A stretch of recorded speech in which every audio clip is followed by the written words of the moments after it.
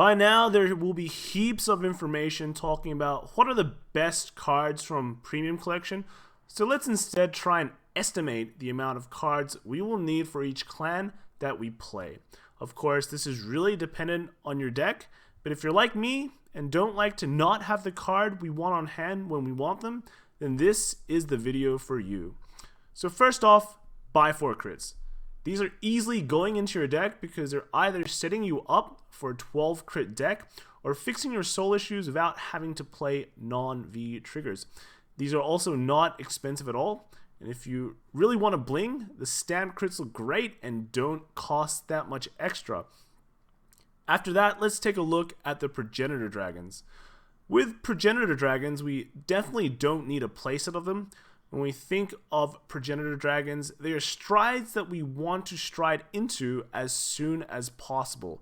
They usually have some sort of effect that enable you to set up on top of its free stride effect.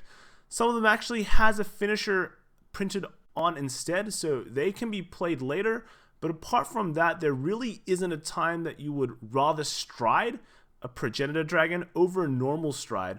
So luckily, you really only need to buy one of them. However, there is one progenitor where you might want to buy more than one, and that is Gilgal. Gilgal can be used as a board clear and a countercharge engine. You can definitely stride it on the first stride, but you could probably see yourself striding into this card at a later point in the game as well.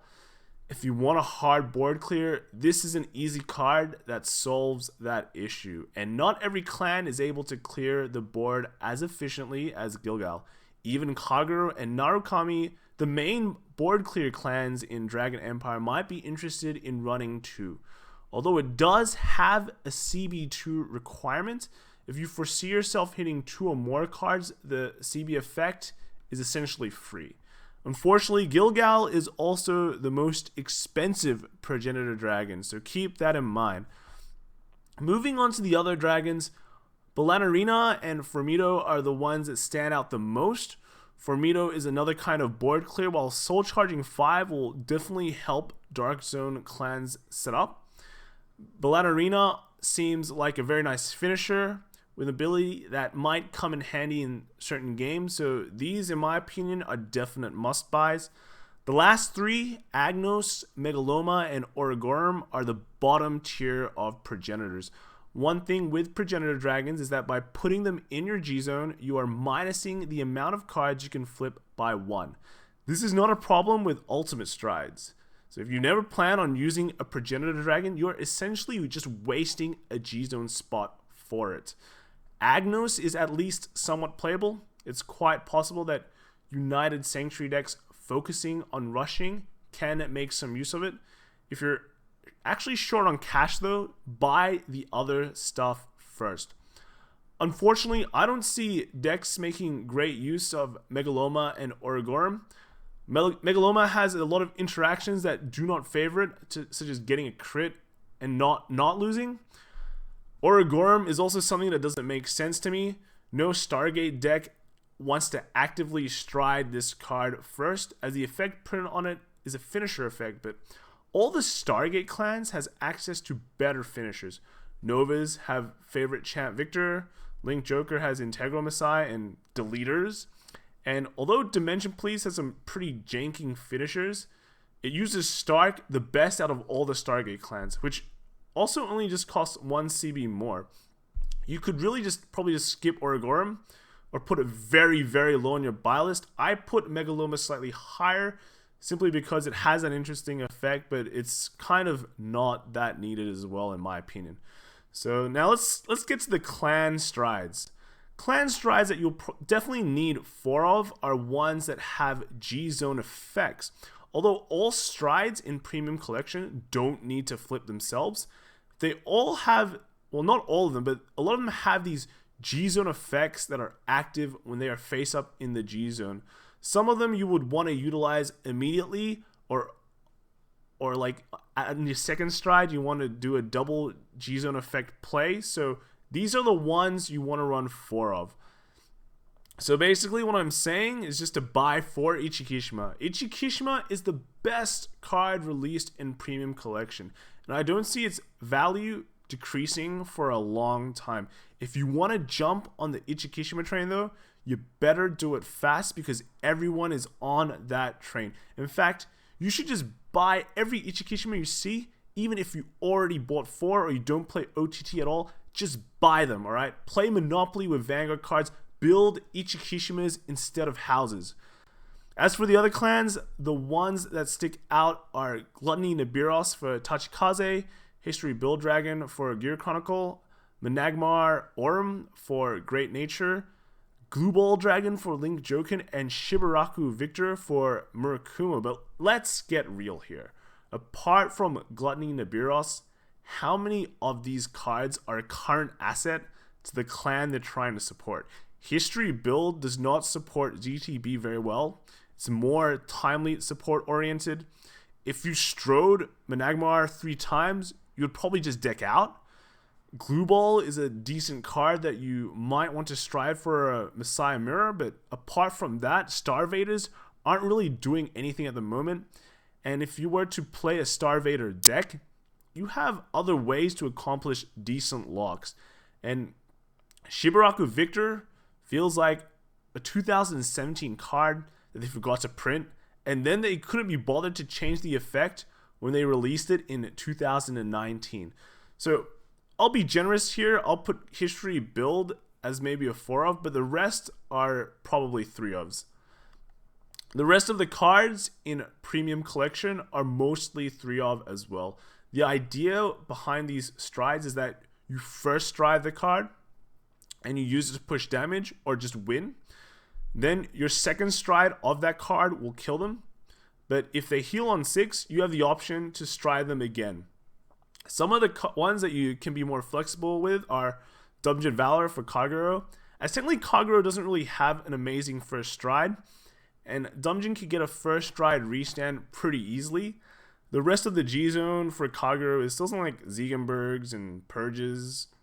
So if you have extra slots, you might be able to fit in a 4th Dungeon for those exceptionally long games that you could probably get with Kagero because it's control-y, and then you can deny damage very well if you're not playing the crazy Blade Master build that tries to restand. Glue Ball is also a possible 4 if you're really paranoid about getting the card. If you're afraid it'll actually go up later as well, but I think it can fit in pretty well at just 3. The ones that you might be able to buy less of is Amaruta for Genesis, Valios for Aquaforce, Violence Ace for Spike Brothers, and Shibaraku Victor for Murukuma, and Castile Demonass as well for Dark Irregulars. Genesis in Premium really hasn't found its niche yet, and if we're going by the Wiseman combo loop as the main deck for Genesis, you don't really need Amaruta much at all. Definitely probably not 3 of. Valios actually only gets his full stride potential on the second stride, and to be honest, if you use this effect 3 times, you might just deck out from all the drawing, so you could probably just kick this to 2. I've said before that Shibaraku feels pretty subpar, so you could definitely just stick to 2 as well. I've put Castile Demonass at 3, even though in your OTK decks, they run at 1.